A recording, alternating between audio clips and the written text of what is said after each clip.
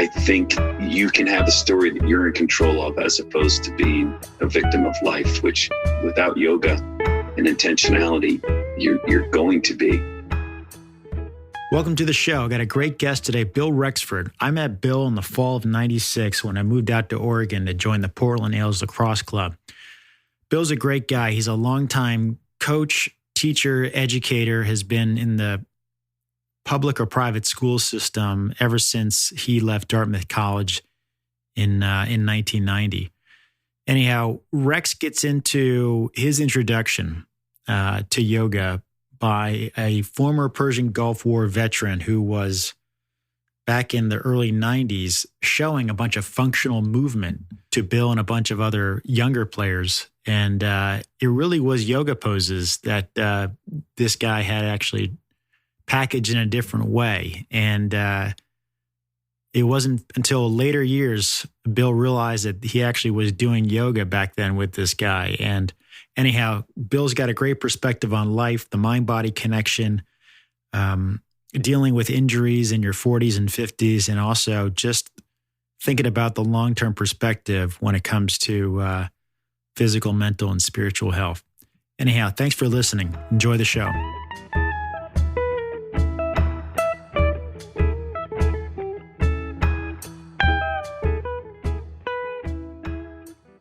Well, good morning and welcome to the show, Bill Rexford. Great to have you, Bill.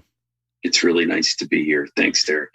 So, Bill, I was mentioning earlier that I've known you for probably close to 30 years, somewhere around that, which is really hard to believe.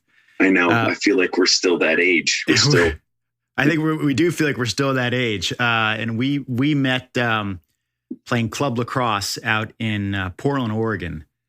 And it really does feel like, a year or two ago, but time has moved fast. And I think one of the reasons why I wanted to invite you onto the show was I think you already had this mindset when I met you right out of college. I had just moved out to Oregon, that you looked at life and athletics and everything through a bigger lens, a lens that had, I guess it was somewhat of it's more than just the game on the field, the ball on your stick or whatever it is.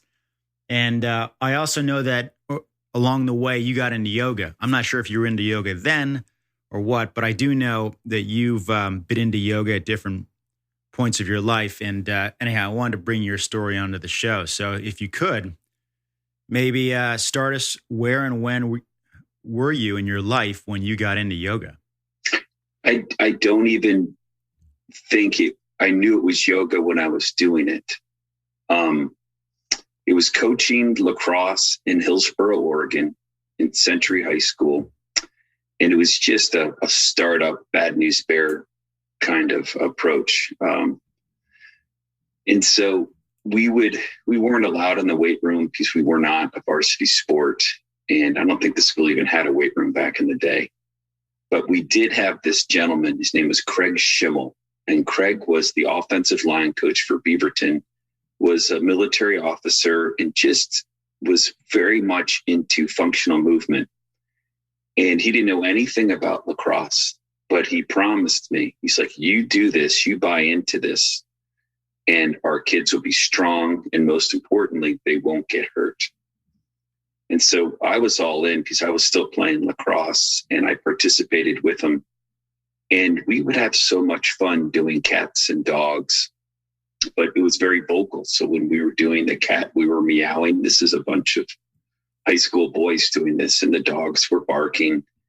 And we would go from, a plank. I don't know the exact phrase, but we would go from a plank and kind of scoop underneath and scrape our chest against the mat, and we'd come up to arm bridge. What's that called?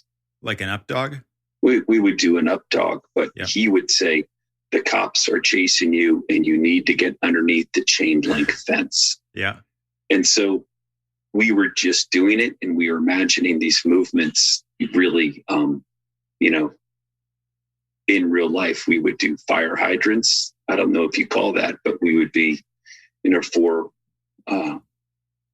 position and raise our legs up. And be like a dog urinating on the fire hydrant. Yep. One leg at a time.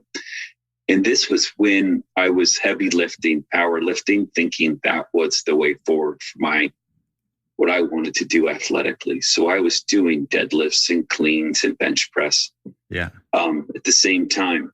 And I found this, though, was we would just do these workouts. I found myself just looking forward to not just lacrosse practice, but the conditioning and this kind of holistic approach to fitness. It was wonderful. And so that started me on it. And I didn't know it was yoga. I just thought this were exercises we were doing.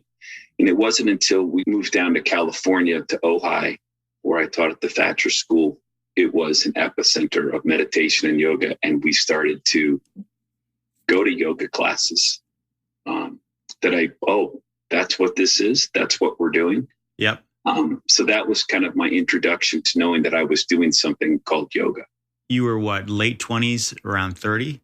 Gosh, I was so young with that team, mid 20s. And then up until I haven't really stopped since then. I think it's interesting that you and I think we know when we're young what we wanted out of life and kind of like the pure heart and energy that we were. Yep. And now we're connecting again. But there's for sure a time where this spiraled out of my life, right? And I think it's come back in. I've had to accept these practices back in. I think I rationalized not doing it or not having time for it. Yeah. But now it's back 100%. So let me jump back to Craig Schimmel. Did you get the impression that he had done some yoga and that he was bringing this stuff to you guys and just repackaging it so you guys wouldn't get hung up on the fact that it was yoga? At 100%. Yeah. And he believed in it. And it became a thing for us. Our warm-ups were 15, 20-minute practice. Yeah. We would be doing walk-ups and cats and dogs and cobra and python.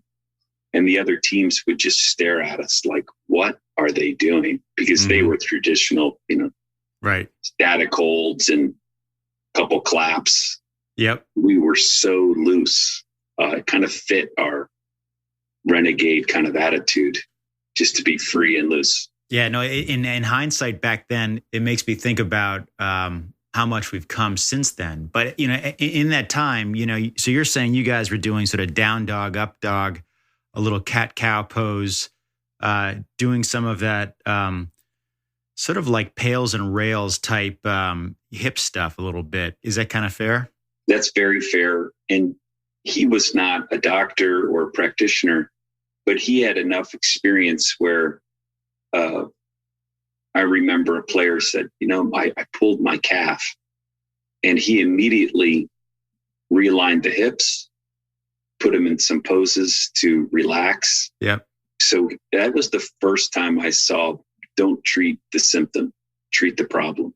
It was really a very gentle introduction to, not direct, very indirect, and just through observation that there are other ways to approach problems. So when you got your then girlfriend, now wife, you and Sandy got into it, do you think you both were looking, let's go do this? Or did she kind of draw you to it? Or do you remember? Oh, I have to say I went just because of the room and the people in the room. Yeah. I was still a young man. Yeah. Very much in love with my wife, but there were other reasons to go. It was a fun place to be. Yeah. Right. So would you say thereafter there was a little bit of yoga in your life, or would you say you kind of took a step away for a while and then got back into it? I suppose what's happened now, I never stopped the dynamic stretching and the yoga. That's always been a part of my routine. Yep. I think just the new level now that I'm over 50, if I did not have this mind-body connection, I don't think I'd have a way forward with all the athletic and physical things I want to do. Yeah. And to know that I'm on a journey that I'm still getting better despite setbacks and arthritic knee and back. And it's just part of the journey. None of these are roadblocks. They're just obstacles, and overcoming them is as much satisfaction, or just accepting them and knowing that I can compensate for physical limitations. But to be honest, I don't know how people my age, our age, continue if they don't have this mindset to accept that, oh, my right knee has arthritis and I can't do something. What's the end of that story? It's over for you. What are you going to do with your time? But if I can accept that my right knee has limited mobility, but I can still move and perform these functions, I don't see an end to my enjoyment of being outside, of participation. I really feel like I can do what I'm doing for the foreseeable future. I'm 53 and I feel like there's no reason there should be a decline in what I'm doing.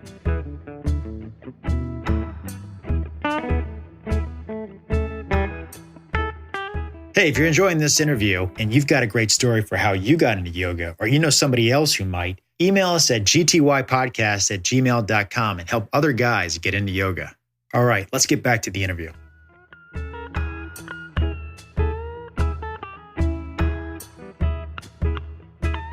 You know, younger people might get into yoga because, it's a great way to, build muscle or drop weight or whatever. But I think at our age, 40s and 50s, you start to realize that some of those injuries you got in your 20s come back to haunt you. And that might manifest in a surgery at some point, or it just becomes a nagging issue. Your body starts to, compensate for those limitations. And then next thing you realize, you've got other issues that are happening and things that are happening. And so pretty soon, as you sort of assume, well, I can't do that anymore, that stuff. And so you kind of totally back off. And I think the things that I've learned in my own yoga practice is yoga is actually a great way to bring a lot of intelligence and awareness into those injured spots or spots where you have a lot of tension because of injury or patterns, and work through some of that stuff. Like yoga is not going to fix a torn labrum. Yoga is not going to remove arthritis, but yoga will help you stabilize those joints so you don't make the labrum worse and you don't let the arthritis take over your joints where you have less range of motion because you've been avoiding the discomfort in the arthritis. So yoga really becomes a great way to keep the body going, and also just like cultivating your own awareness for your body beyond just tension and tightness and stiffness. So I totally agree with you. Do you look at yoga now as a daily or weekly practice? And is your practice like more about before you go do something else, or do you dedicate time to do a bit of yoga on its own? So my morning practice is really quite simple. I turn the coffee machine on and I will begin with neck rotations, loosen up my spine, and then I will hit ankles, knees, and I'll do some undulations, so just kind of standing, everything standing. Yep. At this point, and just check in with my whole body. And it's been wonderful because the slight improvements, if you do it every day, become noticeable. All of a sudden, it feels like all of a sudden, but I'm noticing I can turn my head, past 90 degrees as I look side to side. And so it's the practice, like I think, as you said, it's like a check-in with how I'm doing, but also I find out where the edges are. And at this point, I really want to know where my edges are with my joints, my body, my mobility, but also the mindfulness that goes with that, the emotional check-ins as well. Because if I find that I'm holding my breath in a movement, I'm holding my breath and it's not just a physical hold. There's something my mind has taken over. There's a thought I didn't know I was holding on to. And so I can breathe into the thought and realize it's just a thought, as well as into the yoga position that I'm in too. Yeah. I would say definitely it's a check-in. And I would say over time, it becomes more than just a check-in. Like you are almost like building more intelligence in your body. There was something I was reading the other day about how, you're aware of fascia and fascial tissue, right? Yes. So that connective tissue is apparently older than our own central nervous system. And this gets back into that mind-body connection, your body able to tell you a lot about what's going on. At the same time, you can use that deeper connective tissue to sort of retrain your body. And so when people look at yoga and they say, well, I'm just too stiff, I can't do it, I'm too tight, I'm not very flexible. Those people who are flexible, maybe some people are just naturally flexible, but people become more flexible because you're pretty much, by doing a regular yoga practice on a regular basis, or even just somewhat consistently, just like shooting a lacrosse ball with your weaker hand, over time, you teach your body how to do that. You teach your body how to get into a deeper, let's say, warrior two pose, or you teach your body how to move up and down into a shoulder stand or a headstand or whatever it is. Like, you're just basically teaching your body how to do it, and your body's learning how to do it. And if you have an injury, there's certain things that probably don't make sense, but there might be a lot more range and ability in the body that you just haven't even, and I mean anyone out there, haven't tapped into. So 100%, like at a minimum, it's just checking in and awareness. But then beyond that, it's like you're really kind of just tuning the network and improving the network over time. Well, that's where my coaching has infiltrated. I mean, I'm really good. I've been doing this for a long time. I can manage a team of 30. I can run a clinic of 50. The kids can have a great time. But what I really love to do is work with kids one-on-one and teach them how to listen to their body and to realize, okay, we've changed the drill, but your shoulders are so tight right now. You need to breathe through the chest. Why don't we put your energy into your left foot on this throw and just focus on how the left foot feels right now, and just kind of look for trigger points in their approach to an athletic performance, so the kids can start to reflect on how they're approaching skills and pay attention to their bodies as they're trying to perform. I've even gone to the point now when we're doing our box drills, no gloves. And I'm looking at their hands to see how hard they're gripping their stick, to make sure that their wrists and fingers are relaxed at certain times, and looking for opportunities to learn. And that means we're looking for things they can't do. And if a kid is competent in one thing, where's the edge for this kid? What do they need to work on? So it's become much more personalized in my approach.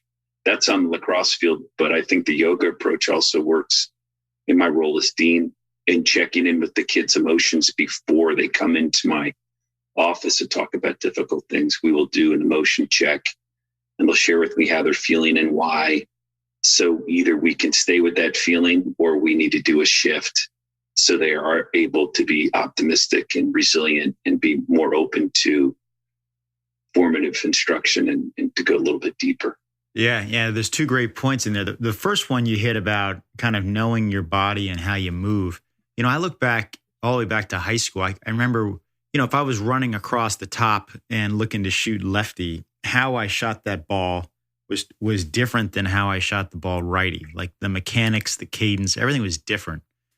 And if I were able to go back in time, I'd probably work on shooting lefty with a smaller range of motion and trying to learn how to shoot more like the right side, or at least try to use both sides to figure out how to become intelligently a better shooter on both sides by working with that a little bit, because you just assume that you have to shoot this way just to get the ball relatively on cage. And the reality is you just don't spend a lot of time working through that intelligently. Some kids are probably able to pick that up faster than others. But and same thing with like hitting a golf ball. If you ever took a lefty golf club as a righty and just try to think about hitting a golf ball lefty, I mean, it's really hard to do, but you could teach your body how to get some kind of decent contact over time.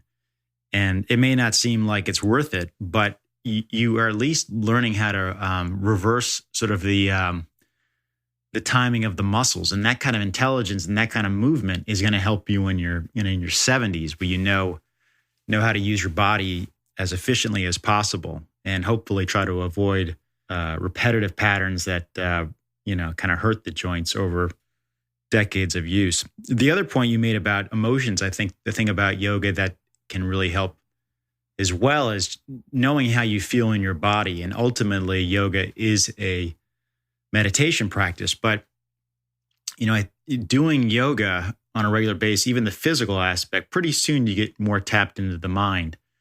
And I think, as you say, kind of knowing the emotion of someone can help you with them and dealing with them. But if you also know your own emotions and what's driving you, usually people kind of check into the negative emotions. But even when you're in a really good mood, being aware of the fact that you're in a good mood and knowing what decisions you make based on your mood and emotions, whether they're good or bad, and trying to make the best decision as possible.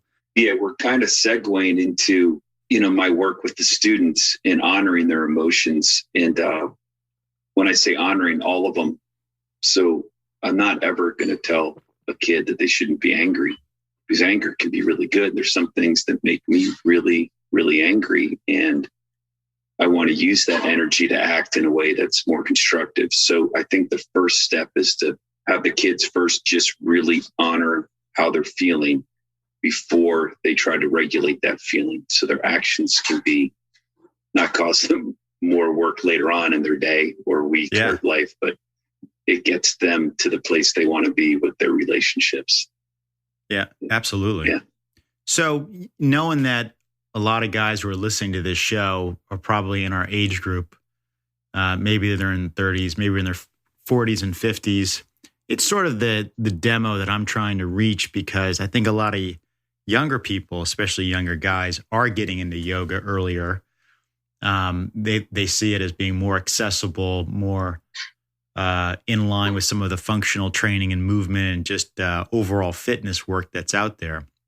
But the guys in our age group, I don't think many of them probably have spent much time considering yoga or thinking about yoga, because either they think it's not for them, or they just think they're not flexible enough, or they just don't want to slow down the class, or they got other stuff going on and just don't have the time.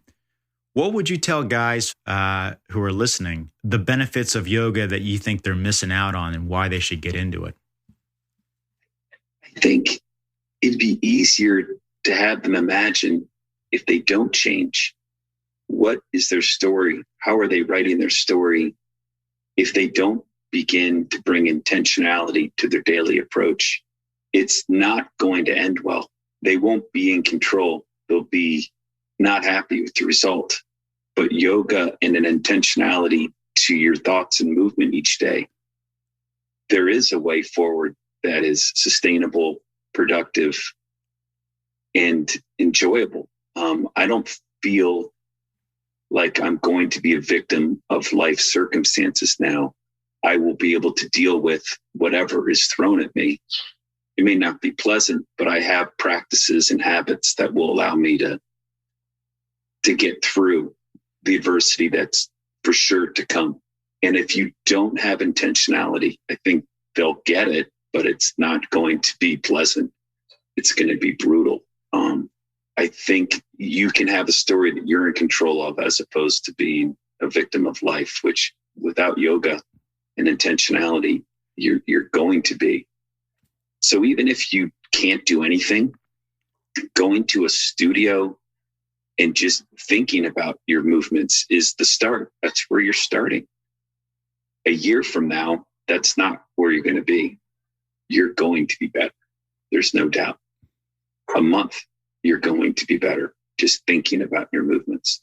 It's a great way. It's funny. I was expecting you to probably return to some of the things about taking care of your joints and your body, but I think it's an interesting perspective and a very true perspective. The fact that, as you get older, once you lose it, it's hard to bring it back. But yoga helps you to be able to keep those things working right, keep them working long and healthy, And you don't, as an older guy, want to find yourself in a place where there are some aspects of your body that might be very hard to bring back. And you're going to have less choice and control if you are physically limited in doing certain stuff. And also just the mind too. I mean, that's a whole nother sort of muscle, so to speak, to work on. I think you've been hitting that throughout this conversation. Mind control, body control, mind-body connection, all of that stuff. So that's a great answer. Well, Bill, great to have you on the show. As always, I feel like you bring so much to the conversation, and we always can go in a lot of different directions. But this has been great. So thanks for your time, and we'll see you on the field. Thank you so much. I'm honored to be a part of it. All right. Thanks, Bill. Well, there you go. Thanks for joining us, Bill. You always drop some great gems in our conversations. And thank you for listening. And don't forget to rate and review us on iTunes. We'll see you next time. All right. Thanks for dropping in.